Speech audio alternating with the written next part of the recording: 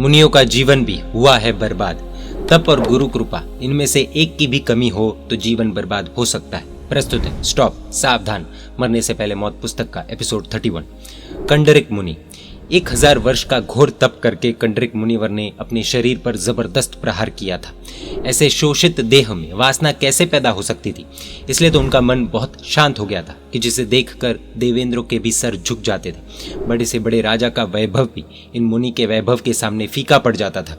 परंतु गड़बड़ हो गई और तन मन के पापों ने उनके पुण्य को धो डाला। ये सब कैसे हुआ, आइए जानते हैं। सूखी डाल के जैसे मुनिवर की देह को देखकर उनके संसारी बड़े भाई राजा पुंडरिक की आत्मा रो उठी।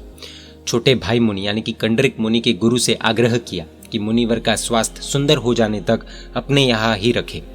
गुरु को इसमें कुछ गलत नहीं लगा। भविष्य में होने वाली खतरनाक घटनाओं का अनुमान अच्छे भी नहीं कर पाते।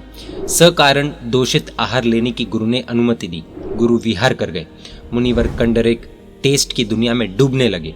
शरीर अत्यंत हेल्थी बन गया, लेकिन सप्त धातुओं की जोरदार पुष्टि के कारण मन घोर प्रमाद निद्रा में खराटे भरने लगा।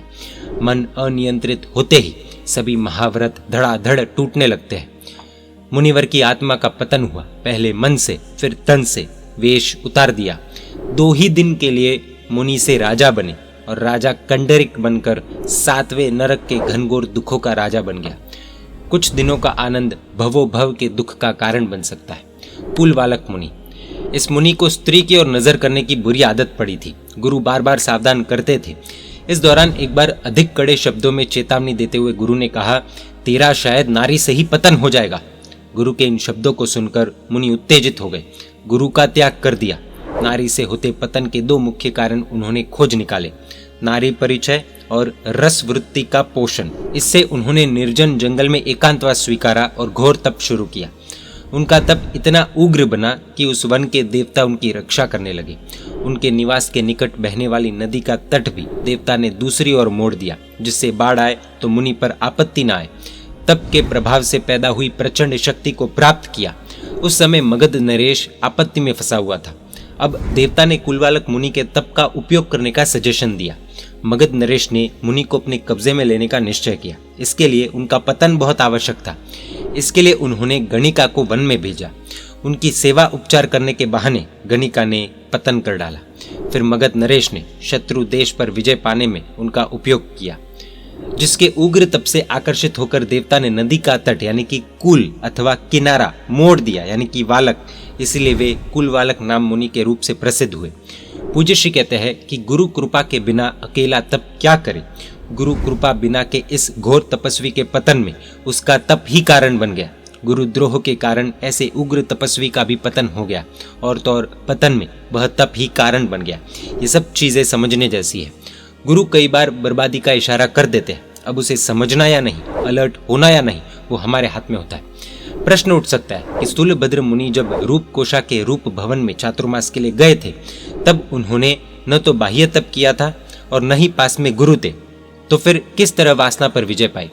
पूज्य श्री कहते हैं कि उन्होंने उस दौरान तप तो नहीं किया था, लेकिन वे गुरु कृपा जरूर पाए थे। उल्टा उनके साथ तो ऐसा हुआ था कि कोशा ने उत्तेजना जगा दे ऐसा भोजन परोसा, बावजूद इसके विकार उनको छू न सका। और तो और वह भोजन ग्रहण करके भी उसका उपयोग करने की उन्होंने तैयारी दर्शाई थी। वह उनकी मात्र एक शर्त थी कि कोशा को 3.5 हाथ के भीतर नहीं आना होगा, यानी कि स्पर्श अलाउड नहीं था।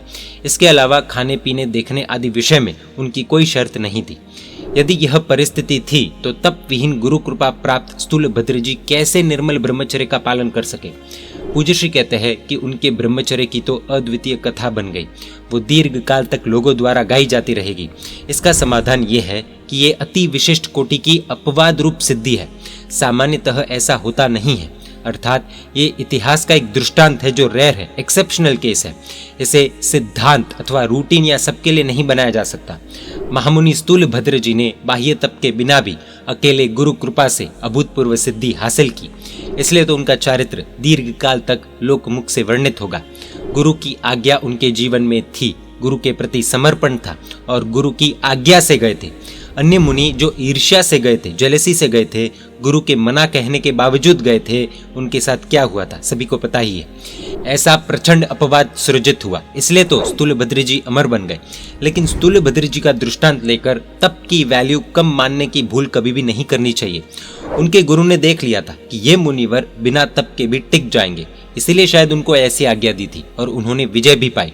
लेकिन निर्मल ब्रह्मचर्य सिद्ध करना हो तो बाह्य तप और गुरु कृपा दोनों ही चाहिए, एक का भी अभाव नहीं चलेगा। जय जिनशासन, जय महावीर।